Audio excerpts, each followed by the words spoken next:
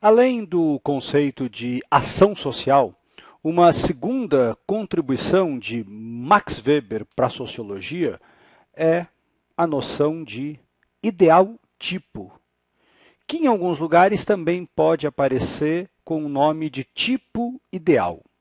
Bom, ao usar aqui essa palavra ideal, a gente já tem que pensar numa oposição entre essa noção e a ideia de realidade.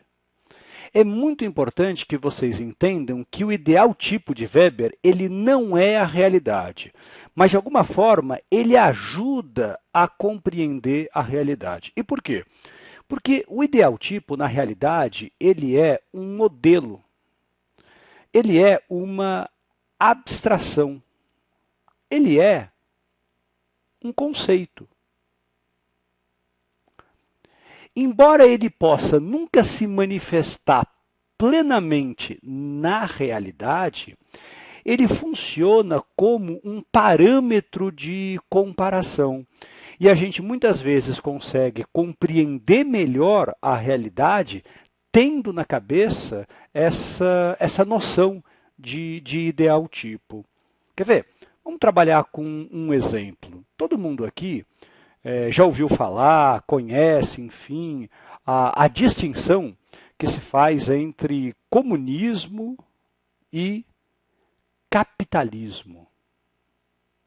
Bom, basta a gente pensar em toda a Guerra Fria do século XX para a gente notar como esses dois modos de produção, como essas duas formas de enxergar o mundo e de organizar um Estado e uma nação, eles são diferentes.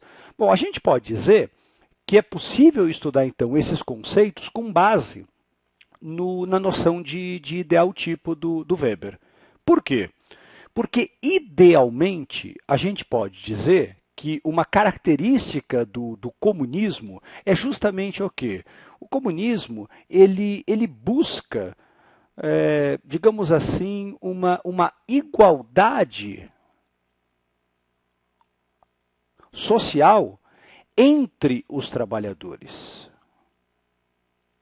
Então, a justiça social é um dos princípios do comunismo. De maneira que a gente poderia pensar que um país comunista, um Estado comunista, ele é organizado justamente a partir da vontade dos trabalhadores.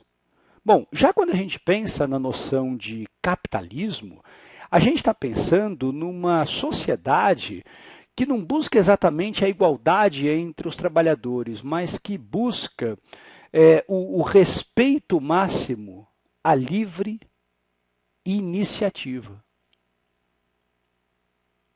Todo mundo pode abrir o seu negócio a qualquer momento. E o princípio para que essa sociedade funcione é justamente a concorrência.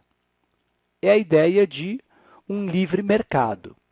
A questão é, em quantos lugares do mundo, de fato, existe um comunismo com essas características ou um capitalismo com essas características? Talvez em nenhum lugar. Por isso que a gente diz que se trata de um ideal tipo. O que aconteceu muitas vezes na história da humanidade é basicamente isso daqui.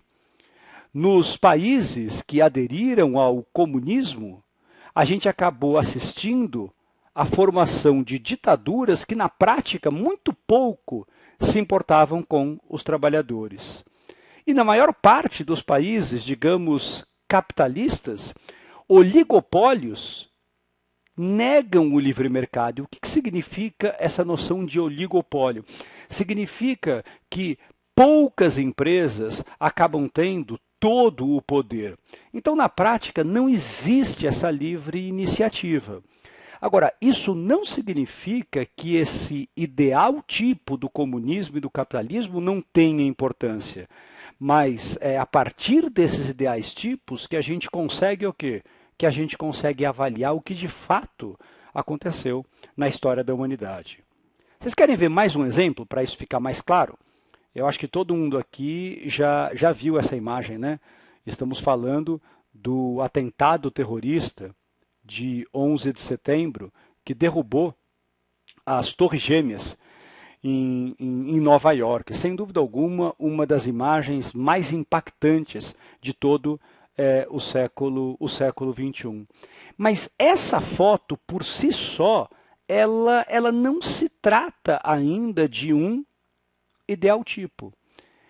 Trata-se, sim, de uma manifestação isolada, específica de uma atitude terrorista. Ora, se a gente quiser construir um conceito em cima disso, a gente vai ter que sair desse caso isolado específico e tentar justamente estudar mais amplamente o que significa uma atitude terrorista. E depois avaliar se esse caso específico de 11 de setembro se aproxima mais ou menos desse ideal tipo do terrorismo. Ok? Bom, tem exercício para a gente fazer agora. Vamos mandar bala?